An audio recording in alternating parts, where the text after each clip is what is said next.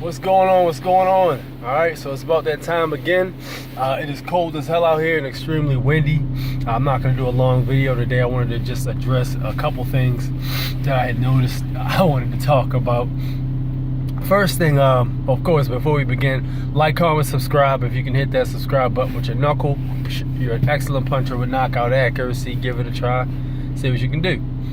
All right, so basically what I wanted to, the first thing I wanted to talk about was the whole the Jeff Bezos Amazon CEO situation where he's actually divorcing his wife. All right, so oftentimes the argument is made of, you know, in terms of men getting married when they're rich, or, you know, men being married while rich or what have you. And I know a while ago, maybe about a month ago now, people were talking about the Cassie P. Diddy split. And they were saying, well, she wasted all her years in her 20s for P. Diddy, who didn't even want to take her serious, or he didn't want to marry her or whatever like that. And then, you know, you hear something like this, and I don't hear any of those people saying anything of the sort. But why is there such a hard stigma on a man who doesn't want to get married, who's rich already, or whatever the situation may be? Why is there such a stigma on a man who's rich that doesn't want to get married and share his money with somebody who could possibly divorce him and take most of his money that they didn't help him earn? I don't understand why that's such a hard concept for people to grasp. Even men are struggling. I've seen some men struggle with understanding why this is the case. It's very simple, man. Like, if you have that kind of money, like multi-billionaire money, and you end up divorcing your wife, she's gonna get a large portion of that dough, period. Now, you're still gonna be rich after you get divorced, but like, you're gonna have a lot of your shit taken away. I mean, even with the best lawyers, like, you're still gonna end up losing some significant amounts of cash or whatever, assets, property, whatever. You're gonna lose a lot of it. And it's just crazy because the thing about the MGTOW movement is they use things like this to spearhead their movement. And, you know, they're all over this shit. They're all over this. You know, they were all over the P. Diddy thing. You know, they're using it as basically a recruiting talking point to get their point across, which, in all fairness, I completely agree with. Like, you know, you gotta be careful with that type thing, man. But, you know, it's just interesting to me, man, because, you know, you got on one hand, people are saying, oh, that's a shame, and then you got guys laughing, and then you got, like, people saying, well, you know, sometimes people aren't happy and they split up, that's just part of it. But then on the other hand, you got a guy that doesn't want to get married and who's with a girl who ends up leaving him anyway, and it's like, oh, that's a damn shame, he wasted all her younger years, blah, blah, blah. When they were together, she was living a rich, lavish life, staying in multi-million-dollar mansions, pushing expensive vehicles, being promoted, music put out, all this stuff basically that she was getting per the relationship, that people who aren't even fortunate enough to even be in that position don't get. So I don't quite understand how that's wasting somebody's time. Their quality of living and fame or whatever it is was brought to them by the person they're dating. They wasted nothing. They gained. If that's the case, they pretty much gain just about everything, not lost stuff. Like, that makes no sense to me. But, you know, people say stupid stuff all the time, so it just is what it is with that one, I guess. And yeah, so that's pretty much my thoughts on it. I mean, you know, it's unfortunate. You know, you got a multi-billion-dollar company like Amazon, and a guy, they were married for 25 years, if I'm not mistaken. But they ended up, you know, you got a multi-billion-dollar company, and then eventually you split and lose a lot of your money.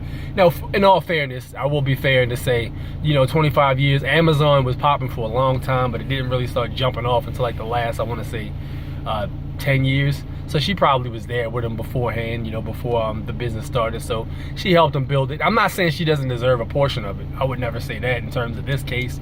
I can just understand where people would be coming from about not wanting to lose, you know, a lot of their money from being married to somebody and divorcing, which makes complete sense to me. So that's pretty much my thought on that.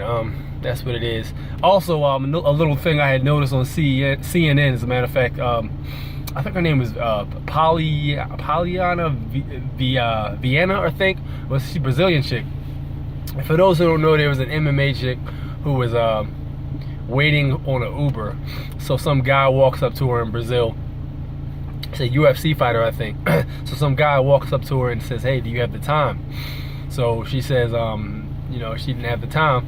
So the guy wasn't going away. He was just sitting there. So he grabs what looked like to be a gun in his shirt.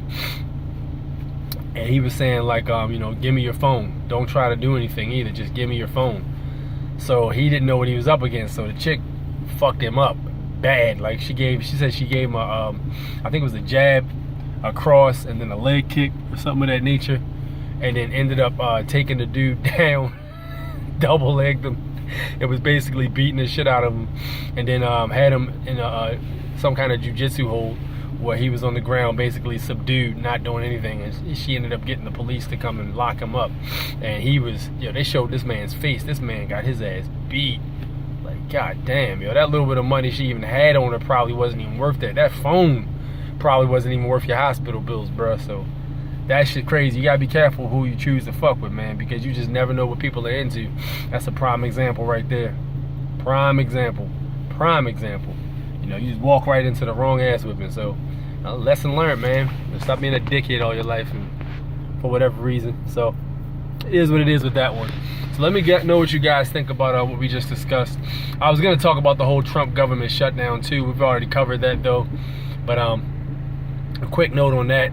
They said that there's supposed to be they're working on some kind of bill to shield the government workers from debtors and from you know, mortgages and all this other stuff, man. That's good to me, but yo, it's crazy because those people have bills too. But I mean, in all fairness, they can't pay their bills anyway if the government shut down. So I got mixed feelings on it. This whole situation is a mess, yo. Like, it's too much, man. The motherfuckers just need to go ahead and get him out of office. But man, I'm telling you, man, stock up on food and shit. Stock up on all that shit, man, because if these people can't get food, man, and they start stealing, the price of shit's gonna go way up. So start stocking up on canned goods. I gotta swing through and pick up a bunch of shit today, as a matter of fact. I'm gonna stock up on a bunch of shit, man. At least get like 6 months worth till all this shit gets sorted out. And then you're not gonna lose anything in the long run, because you'll still end up eating the food if you don't you know, if nothing happens with this whole situation. But yo, definitely stock up on shit, man, because you just never know what's gonna happen, man. And the food's not really super cheap right now, but it's affordable, so you can afford to go ahead and get a few surplus items just in case shit hits the fan, man. Stock up on toiletries, toilet paper, stock up on fucking canned goods, man, you know, non-perishable items, frozens, all that good stuff, man. Whatever you can get your hands on, make sure you stock up on, man.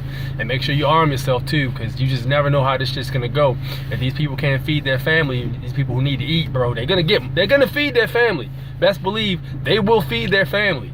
It's just, where's the food gonna come from? Either the government's gonna pay for it or you're gonna pay for it.